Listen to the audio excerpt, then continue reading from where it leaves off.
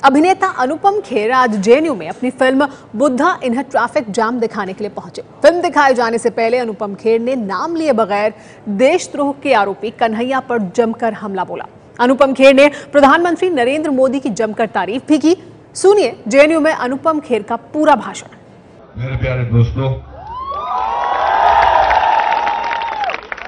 JNU के teachers, कर्मचारी और जो वहां झंडा फहरा रहे हैं उनको भी मेरा नमस्कार।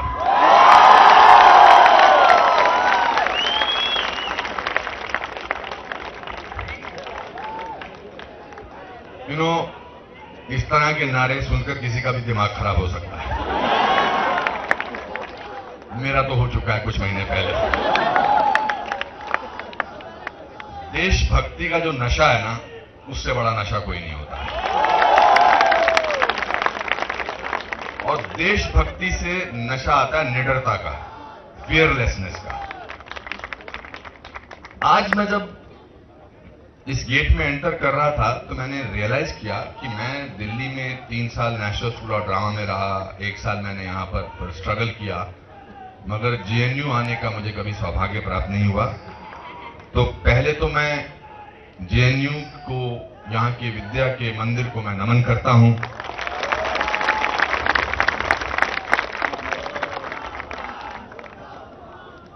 मैं दी हुई लाइनें बोलता हूं आमतौर पे फिल्मों में, मगर जब सच बोलना हो तो मेरे दादाजी कहा करते थे उसको याद रखने की जरूरत नहीं है। सच, if you are telling the truth you don't have to remember it. जिंदाबाद जिंदाबाद, भारत माता की जय हिंद, जय हिंद, वंदे वंदे, ओम नमः शिवाय। मैं तो पढ़ाई में बड़ा बेवकूफ था, शायद मैं इसलिए कभी जेएनयू आ ही नहीं पाया। मैंने जिंदगी में कभी 38% मार्क्स ज्यादा नहीं लिए, और मुझे और मेरे पिताजी को दोनों को इसका गर्व था, क्योंकि उनके कभी 37 से ज्यादा नहीं आए।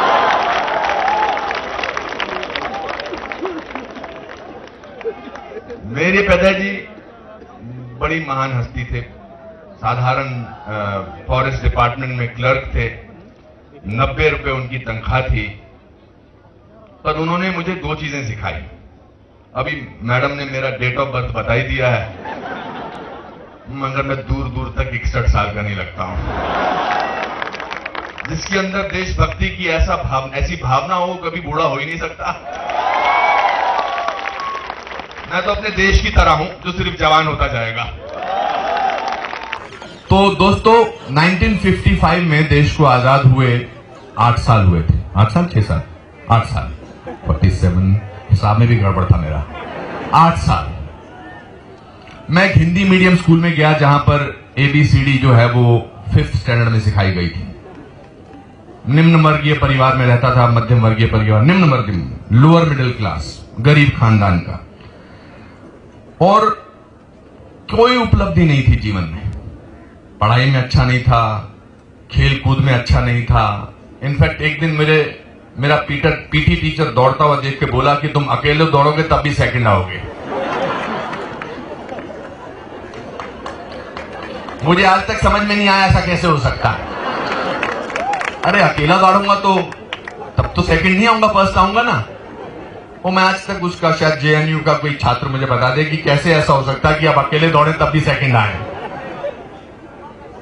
हमारे पीछे वाले भी हमारे दोस्त हैं, देश का झंडा लहरा रहे हैं बेटा। देखिए, आजादी के अलग अलग एक्सप्रेशन होते हैं। कुछ देश को कोसकर आजादी की बात करते हैं, और कुछ देश को बड़ा करके आजादी की बात करते हैं,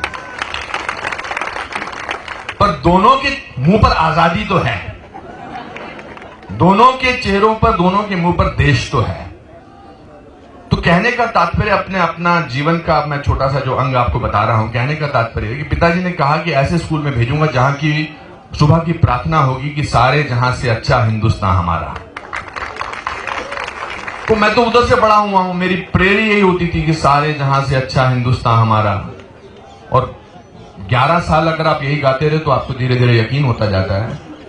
जो नवजात शिशु होता है 8 साल का होता है, उसको पाल पोस कर बड़ा करते हैं, उसके लोग करते हैं। तो मुझे भी उस तरह की फीलिंग्स आई। तो मैं उस वातावरण में बड़ा, जब 61 का वॉर हुआ चाइना के साथ, तो जैसे ही शिमला में सायरन बजता था, हम अपना बंकर खोलते थे और बंकर के अंदर घुस जाते थे।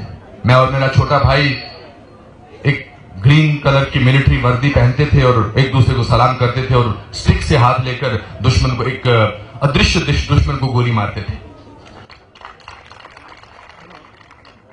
71 का वॉर हुआ, उसमें भी यही माहौल था। तो माहौल, उस माहौल में बड़ा हुआ जिसमें कि आपके माता पिता, मोस्टली आपके माता पिता बड़े हुए होंगे। तो आज जो लोग यहां बैठे हैं, उनके माता पिताओं ने उनको बेहतर शिक्षा दी है, देश के बारे में बेहतर चीज बताई है।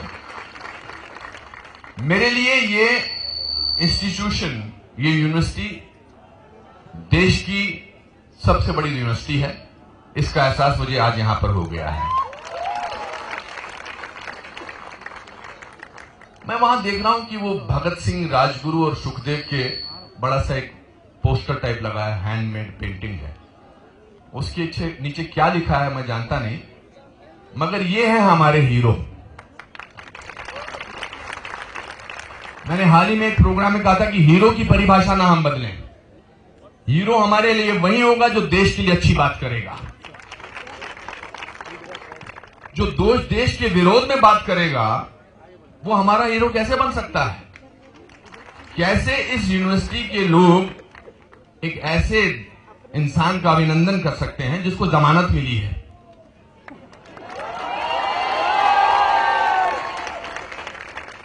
मैंने सुना कल भी कुछ लोग आ रहे हैं और यहां पर एक विक्ट्री मार्च निकाला जा रहा है।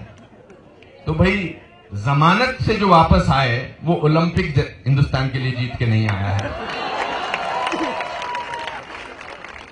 वो सचिन तेंदुलकर नहीं है, वो साइना नेहवाल भी नहीं है, वो हनुमंत थप्पा भी नहीं है।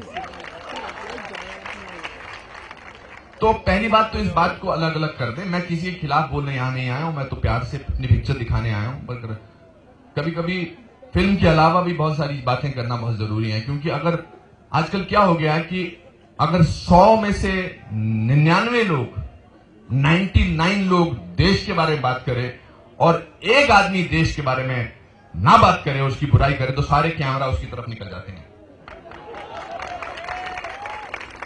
तो मेरे कैमरा वालों से भी मेरी गुजारिश है कि सारे कैमरा इस तरह भी रखो।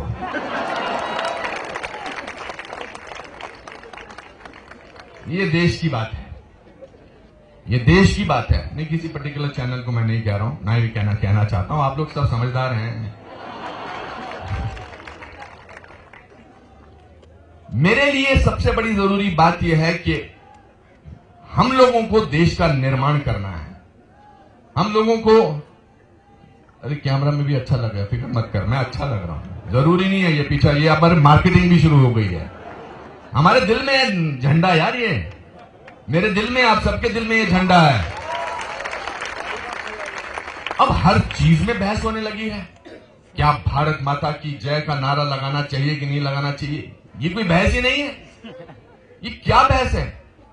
अगर हम मां को मां ना बुलाएं, माता जी चलो बुला दें, मदर बुला दें, मम्मी बुला दें, बट अम्मी बुला दें, पर है तो मां ही ना। मैंने कल एक ट्वीट किया कि भारत, जो नेशनलिज्म की असली जो डेफिनेशन है वो है भारत माता की जय, rest of them are escape routes. उसमें भी कुछ लोग अनुपम खेर की बात कर रहे थे, अरे बेटा क्या है, आजा ज्वाइन कर ले यहां पर। सो उसमें भी ये जय हिंद, जय भारत, भारत माता की जय, वंदे मातरम, ये सब एक ही नारे हैं। उसमें भी क्या क्या नई नई चीजें हमको ढूंढनी है। ये देश का निर्माण करने वाली जनता है। यहां कितने मुझे कर्मचारी मिले, उन्होंने कहा जी हमने आपकी स्पीच सुनी कैलकाटा की, मतलब बहुत अच्छी लगी हमें आपकी स्पीच। मैं अपने अंदर के हिंदुस्तानी को हमेशा जिंदा रखूंगा और आखिरी सांस तक जिंदा रखूंगा, और इसके लिए मुझे कोई ताकत नहीं रोक सकती। कोई ताकत है ही नहीं सर।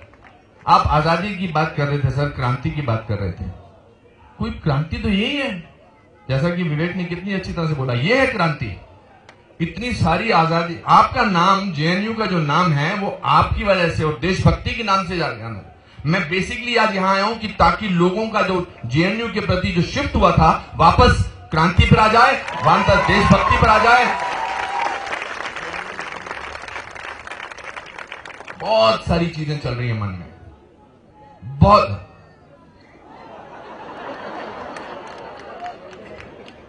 उम्र भर अपने ही गिरेबां से उलझने वाले, तू मुझे मेरे ही साय से डराता क्या है। एक नया फैशन शुरू हो गया है कि let's criticise this country,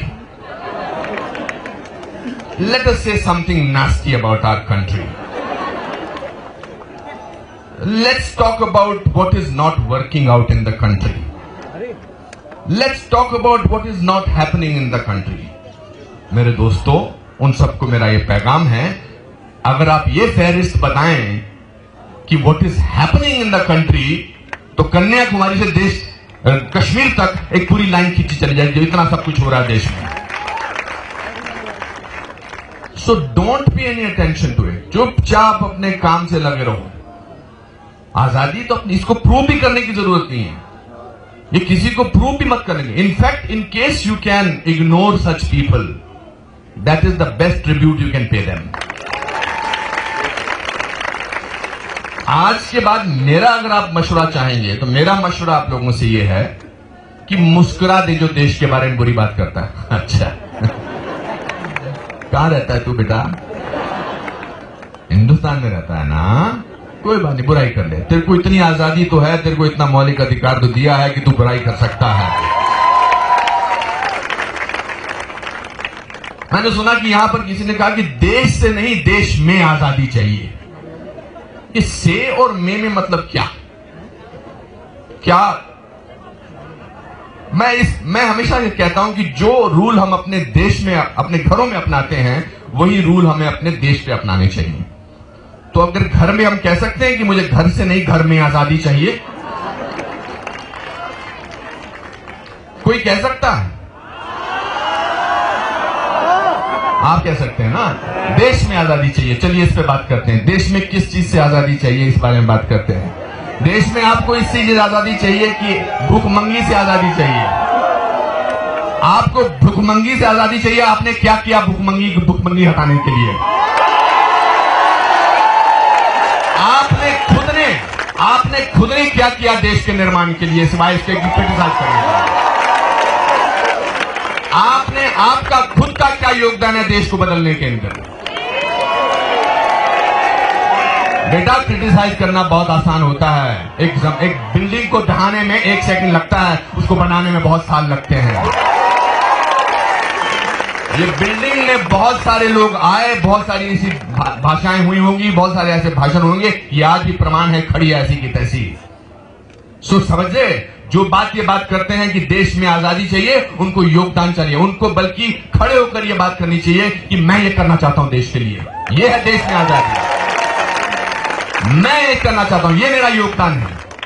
so let's not criticise this country constantly, let's praise this country and work for this country, ताकि आपके बच्चे, आप बार बार कहते हैं कि मेरे माता पिता बहुत गरीब थे, मेरे माता पिता गरीब है। अरे बेटा, तू इतने सालों बाद यहां आया, इतना रहा, वो तो बेचारे वैसे के वैसे फिर भी गरीब रहे। आपने क्या योगदान किया उनके बच्चों की जिंदगी में? मेरे पिताजी की तनख्वाह 90 रुपए थी। जब मुझे पहला स्कॉलरशिप मिला 200 रुपए का, मैंने 110 रुपए घर में भेजे। ये मेरा योगदान था। तो अगर आपको यहां की एक खास किस्म की फिलॉसफी से लगाव है और उससे न सिर्फ देश को फायदा हो रहा है, बल्कि न केवल आपके परिवार वालों को भी फायदा नहीं हो रहा, वो आज भी बेचारे गरीब हैं, उनकी तो जिंदगी बदल दो कम से कम। आप यहां पढ़ने आते हैं, पढ़िए, देश के बारे में बात करिए, नेतागिरी करिए, हम सबने की है नेतागिरी, बट देश के खिलाफ नेतागिरी मत करिए। बहुत सालों बाद देश को एक बहुत अच्छा प्रधानमंत्री मिला है।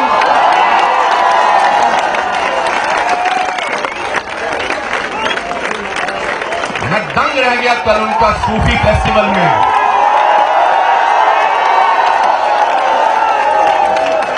सूफी फेस्टिवल में क्या 2 साल पहले देश में गरीबी नहीं थी क्या 2 साल पहले देश में भूखमंगी नहीं थी क्या? Without wanting to sound political, I just want to state once again say Bharat माता की जय। धन्यवाद दोस्तों। अब फिल्म देखते हैं।